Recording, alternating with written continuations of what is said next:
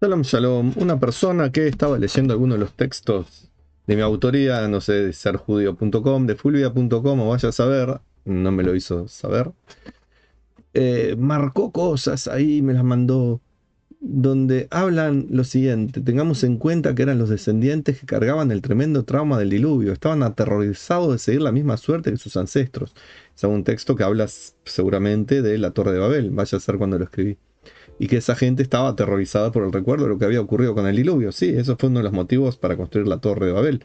Un día todo, al día siguiente, un día todo, al día siguiente borrados de la faz de la tierra sus recuerdos.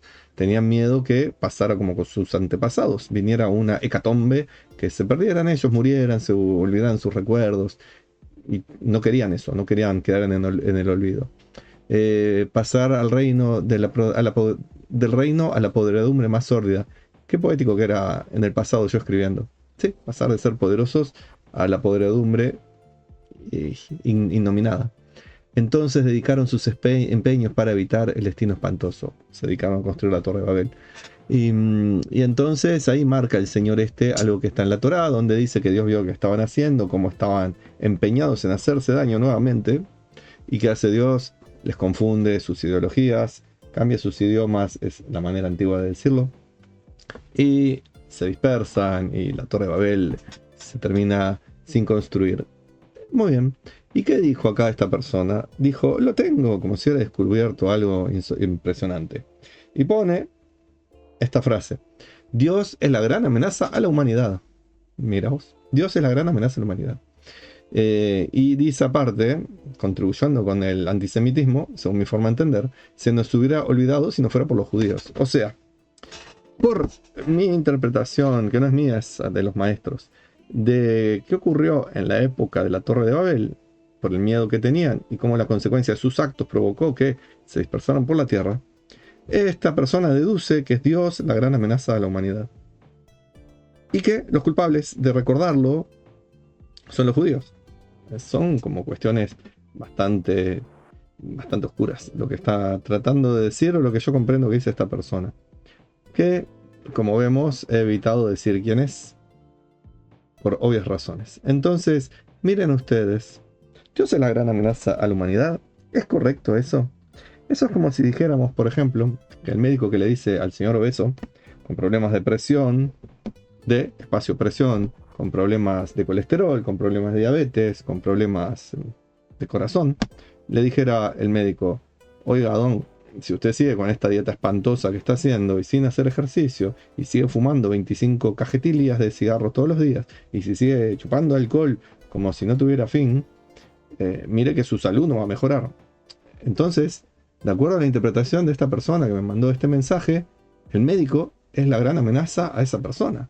Porque es el médico el que le está diciendo: mira que tu vida que estás haciendo ahora la estás llevando por un mal camino, que así no vas a conseguir tener salud, libertad, prosperidad, bla, porque te vas a morir o vas a tener un accidente cardiovascular o lo que sea. ¿Es con el médico que hay que enojarse, o es la persona que tiene que reflexionar y decir: el camino que estuve siguiendo no es el correcto, el médico me está haciendo un favor? Al contrario de ser una amenaza, el médico es la gran advertencia de que yo soy una amenaza para mí mismo y tengo que cambiar, y me está dando las herramientas para hacerlo. Dios les había dado las herramientas para cambiar. Dios les dijo que Él esperaba de la humanidad. Ya lo sabían antes del diluvio, Dios lo repitió luego del diluvio, y esta gente, en vez de seguir el camino que Dios les había dado, habían escogido hacer el suyo propio, rebelarse contra Dios, construir la Torre de Babel y otras cosas más, que si quieren busquen en serjudío.com lo que está escrito, o en este canal los videos al respecto. Así que Dios no es la gran amenaza. La persona que interpreta esto lo interpreta así, y quizás los constructores de la Torre de Babel, cuando Dios les puso el parate, ahí lo sintieron como una amenaza, como diciendo: ups, al final sí tuvimos el infarto que el médico nos dijo. Odiamos al médico. Esa sería la conclusión que sacarían algunas personas. No quiero calificar. Y para colmo, se nos hubiera olvidado si no fuera por los judíos. O sea, viene la enfermera y le dice al paciente que quedó ahí, o a los hijos del paciente, y le dice: mira que tu papá murió porque no hizo caso al médico, porque hacía todo lo que no tenía que hacer, porque llevaba una vida indecorosa para sí mismo y para los demás, y eso tuvo como un efecto negativo. Tú aprende del mal ejemplo de tu papá y aprende del buen consejo del médico. ¿Hay que enojarse con la enfermera porque recuerda eso? O sea, los judíos al mantener vivo el recuerdo, lo que le está haciendo a la humanidad es un gran favor, diciéndoles, miren, ya metimos la pata varias veces. Adán metió la pata, Eva primero. Los descendientes de Adán metieron la pata. En la época de Noah se metió la pata. Los descendientes de Noah metieron la pata. En la época de Abraham se metió la pata. En la época de Egipto se metió la pata. Vivimos metiendo la pata una y otra vez. Y hay gente que guarda el registro médico con el historial clínico del paciente, que es la humanidad, y le dice, miren muchachos, por este camino ya fuimos, la cosa así no funciona, tenemos lo que Dios nos dio para andar, 613 mandamientos para el pueblo judío, 7 mandamientos para las naciones, para cada uno de los otros individuos de la humanidad que no son judíos. Sigamos por ese camino, no precisamos construir torres de Babel, no precisamos rebelarnos, no precisamos hacer destrucciones, no precisamos hacer religiones, ni ideologías, ni dogmas. Con esos 7 mandamientos, el mundo marcha perfecto, es el paraíso terrenal. Pero la gente no quiere eso, la gente prefiere escuchar a su ego y por eso las consecuencias son que vivimos en un mundo sin equilibrio, en un mundo plagado de egoísmo, en un mundo lleno de discordias, de guerras, de amenazas, de cosas no muy positivas, de gente que provoca malestar al individuo hacia colectivos, queriendo o sin querer, en lugar de vivir en estabilidad, en prosperidad, en bendición. Seguimos construyendo torres de Babel, tratando de excluirnos del propio desastre que estamos construyendo. Nos queremos olvidar de los diluvios que acontecieron, negarlos, mentirnos, para poder seguir viviendo una vida falsa. Entonces, Dios no es la gran amenaza de la humanidad. El hombre es la gran amenaza de sí mismo, el ser humano. Entonces, cuando viene gente y me dice, ¿dónde estuvo Dios en la Shoah, en el Holocausto? La respuesta no es ¿dónde estuvo Dios? La respuesta es ¿dónde estuvo el hombre? ¿Por qué el hombre hizo una Shoah, un holocausto? ¿Por qué el hombre no hizo nada para detenerlo? Dios estaba haciendo lo que tenía que hacer. Dio los mandamientos a las naciones diciendo no se puede asesinar, no se puede robar, no se puede hacer todo eso que pasó en la Shoah.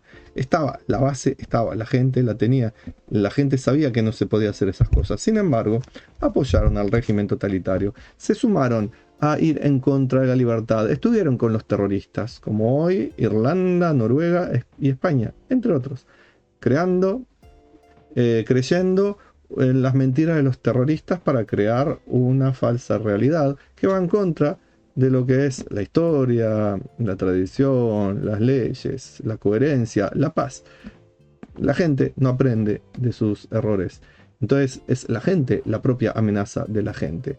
¿Qué debiéramos hacer? ¿Echarle la culpa a Dios? ¿Es el médico el que es culpable de que nos vaya mal a nosotros porque nuestra conducta es errónea?